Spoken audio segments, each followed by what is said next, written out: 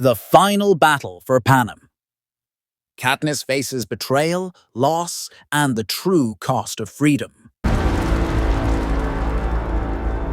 After being attacked by a brainwashed Peeta Mellark, a Katniss Everdeen recovers from her injuries in District 13. President of District 13, Alma Coin, refuses to let Katniss go to the capital until they secure District 2, the last district under capital control. Katniss is sent to join the assault on the capital's armory in District 2, hoping to rally the rebels in that district to join their cause. After they secure District 2, Finnick and Annie get married. Johanna covers for Katniss while she sneaks on board a ship on its way to the capital. Katniss is recruited into the Star Squad, a special group that includes Gale and Finnick. They are given orders to stay away from the front lines and given suicide pills if captured. Though still not fully recovered, Peeta joins the team to appear in propaganda videos. Under Bogg's command, the squad reaches the capital, avoiding deadly pods or booby traps planted by the capital's game makers using Bogg's holographic map.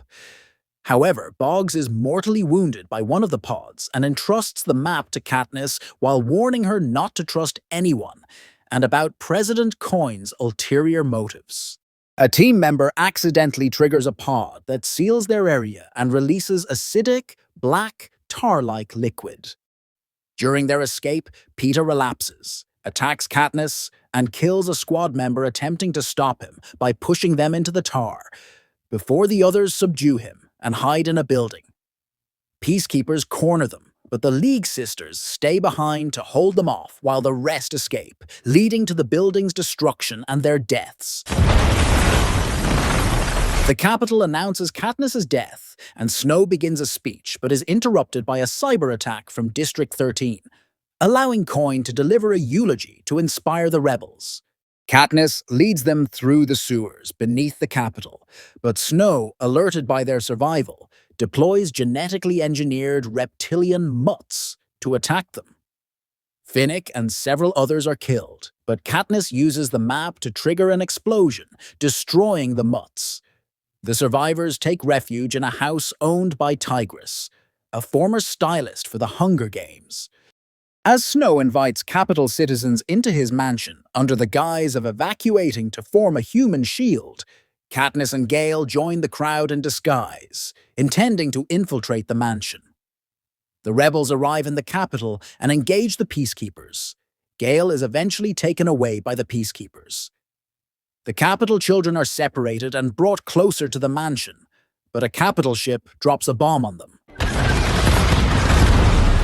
Medics rush onto the scene, including Katniss's sister Prim, but are killed by a second bombing, and Katniss is knocked unconscious.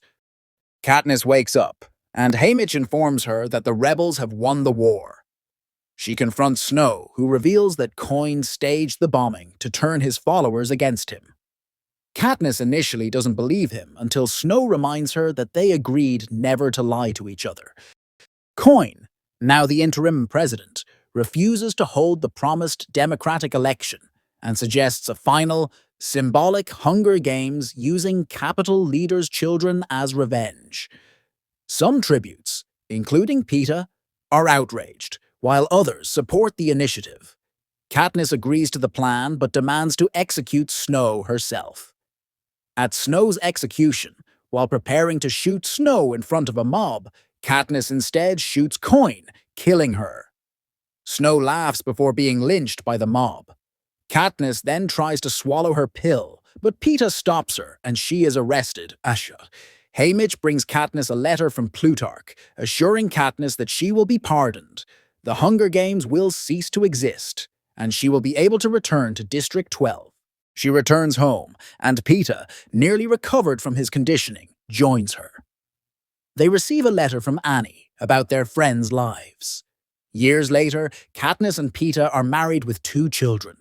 When their newborn cries from a nightmare, Katniss comforts her, promising to share their past story.